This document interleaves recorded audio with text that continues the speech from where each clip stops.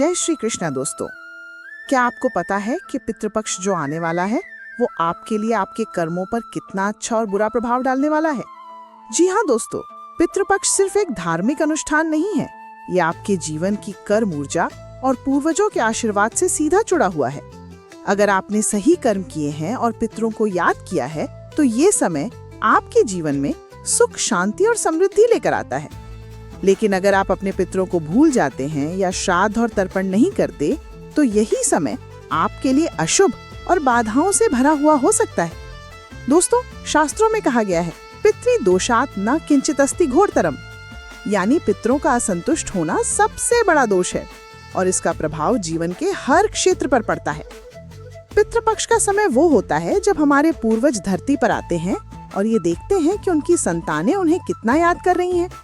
वे केवल भोजन नहीं चाहते, वे अपने वंशजों का प्रेम, श्रद्धा और सम्मान चाहते हैं। बहुत समय पहले एक नगर में विनय नाम का युवक रहता था। पढ़ा लिखा था लेकिन आधुनिक विचारों वाला। उसे लगता था कि पितृपक्ष और श्राद्ध सब व्यर्थ है। जब पितृपक्ष का समय आया तो उसकी माँ ने कहा, बेटा कल से पितृपक्ष शुरू हो रहा है, हमें पिताजी का श्राद्ध करना है। लेकिन विनय ने हंसते हुए कहा, माँ ये सब पुरानी बातें हैं, मरने के बाद कोई वापस नहीं आता तो हम किसे भोजन कराएंगे? माँ ने समझाया, बेटा पितर हमारे पूर्वज हैं, वे अदृश्य रूप में हमारे पास आते हैं। अगर हम उनका श्राद्ध करेंगे तो उन्हें तृप्ति मिलेगी और हमें आशीर्वाद। लेकिन विनय नहीं माना। उसने कहा, ये सब अंधविश्वास है, मैं नहीं मानता। उस रात विनय सोया तो अचानक उसे सपना आया। सपने में उसने देखा कि एक अंधेरी जगह पर उसके पिता और दादा खड़े हैं, लेकिन उनका रूप बड़ा भयावह था। शरीर क्षीण, चेहरा पीला और आंखों में भूख की पीड़ा।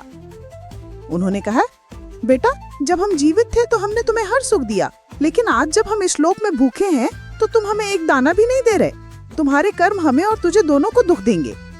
विनय डरकर उठ बैठा। उसका पूरा शरीर कांप रहा था।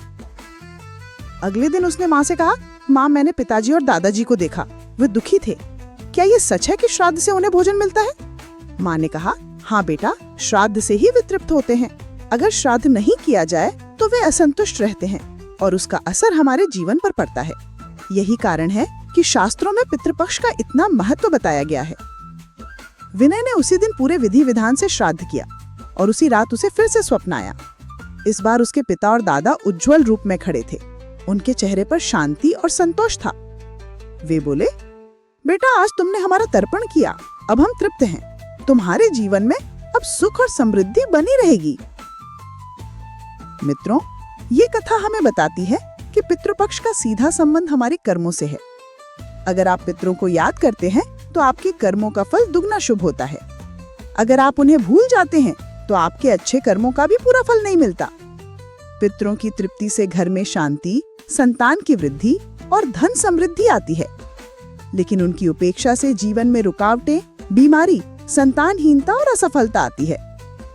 गरुड़ पुराण और महाभारत में स्पष्ट कहा गया है कि यह पितृ तर्पयत भक्त्या सर्वान कामानवाप्नुयात्, अर्थात जो भक्ति भाव से पितरों का तर्पण करता है उसे सभी कामनाएं पूर्ण होती हैं।